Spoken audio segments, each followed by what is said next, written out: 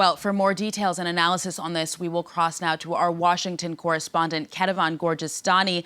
Kethevane, it looks like the division is again coming from within the Democratic Party. What is behind this latest setback?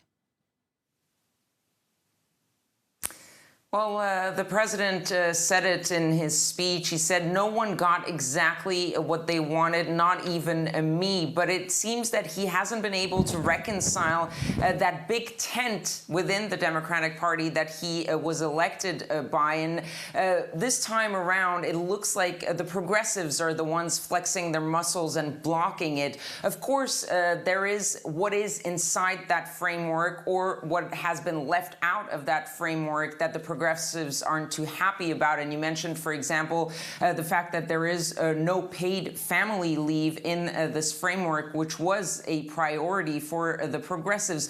But it's also the timing and the way this has been done. A lot of progressives saw this move by the president of going to Congress, of discussing it with the Democrats, and then of making that speech just before flying off to Europe as a way to sort of strong-arm the progressives into voting on the other bill, the $1.2 trillion infrastructure bill. And the progressives simply called Joe Biden's bluff and said, no, no, no. We said it all along. We will only vote for the infrastructure bill if we can vote at the same time on the larger social safety net bill, the $1.75 trillion social spending bill. And right now, they are not getting what they want. The House Speaker, Nancy Pelosi, did try to move the needle a little bit towards the progressives, who had also said that they wanted to see more than just a plan. They wanted to actually see a text. She says the text is right there. It's more than 2,000 pages long, but she said that the bill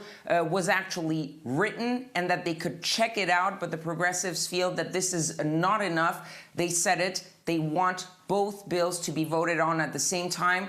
The moderate Democrats were hoping that the progressives, seeing this framework, would agree to vote on the infrastructure bill. Nancy Pelosi at some point had planned on a vote to take place this Thursday, but that had to be delayed because the progressives said, you simply do not have the votes to vote on that. And so Joe Biden left off for Europe without a vote, and also likely, and it's looking increasingly like it, without an actual agreement within his own party.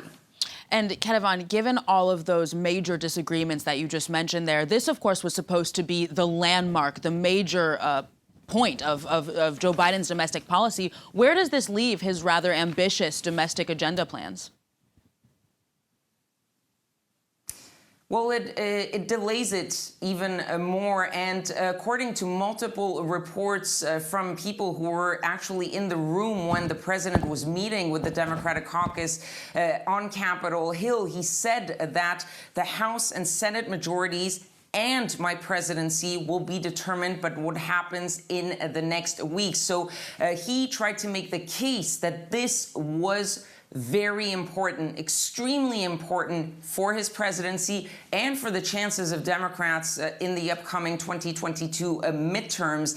And right now, it seems that the biggest enemy of the Democrats are the Democrats themselves. They don't seem to be able to reconcile the progressives and the moderates.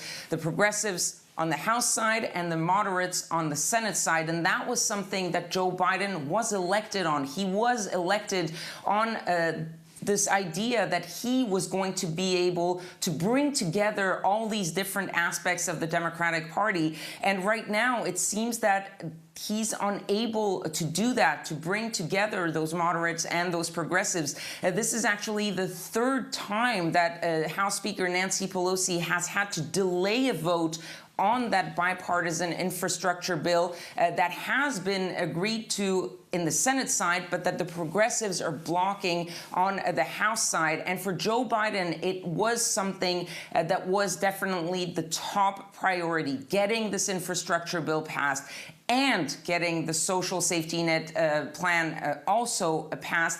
And none of this is actually working out right now. So it's really delaying even more what is seen as his main priority. And in the short term, this was also something that the Democrats were looking ahead to a very important election that is coming up in early November. On November 2nd, there will be 2 gubernatorial races, especially one here near Washington, D.C. in Virginia. And the Democrats were hoping to pass at least the infrastructure bill to boost the chances of the Democratic candidate. And right now, they can't even count on that. And so it's looking increasingly like the enemy of Joe Biden's agenda is not necessarily the Republicans, as everyone thought, but mostly trying to get all the Democrats on board. Well, Kethevane, Joe Biden is known as being a kind of master of compromise, so we'll have to see if he is able to deliver on that. Thank you very much for that very detailed analysis on the latest out of the U.S. Kethevane Gorjestani in Washington.